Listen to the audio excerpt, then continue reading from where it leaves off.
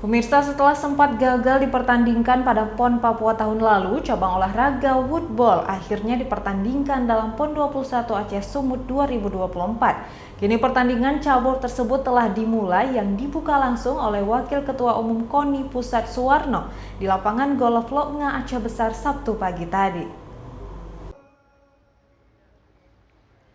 Pembukaan pertandingan cabang olahraga woodball pada PON ke-21 Aceh Sumut menjadi pertandingan woodball perdana tingkat nasional setelah sebelumnya batal dipertandingkan pada PON Papua tahun lalu.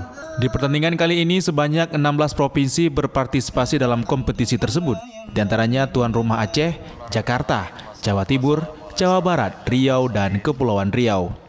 Dalam pembukaan tersebut turut dihadiri PLH Sekda Aceh Azwardi dan Ketua Umum KONI Aceh Kamarudin Abu Bakar. PLH Sekda Aceh Azwardi yang juga Ketua Harian PB PON Wilayah Aceh menyebutkan pihaknya sangat bersyukur pertandingan woodball pertama kali dipertandingkan di PON ke-21 Aceh Sumut. Sebelum PON 21 itu belum pernah woodball ini dipertandingkan, Bu Nur ya.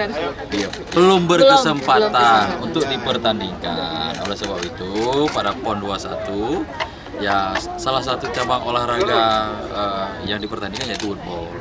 Ini baru 16 kontingen yang ikut berpartisipasi dan kita berharap 16 kontingen ini bisa menunjukkan semua kemampuannya, prestasinya untuk meraih yang terbaik. Nantinya pertandingan woodball dilaksanakan sampai tanggal 20 September mendatang. Ada 7 keping medali yang diperebutkan, 3 putra dan 3 putri serta 1 campuran. Dari Banda Aceh, Syukri Syarifuddin, iNews melaporkan.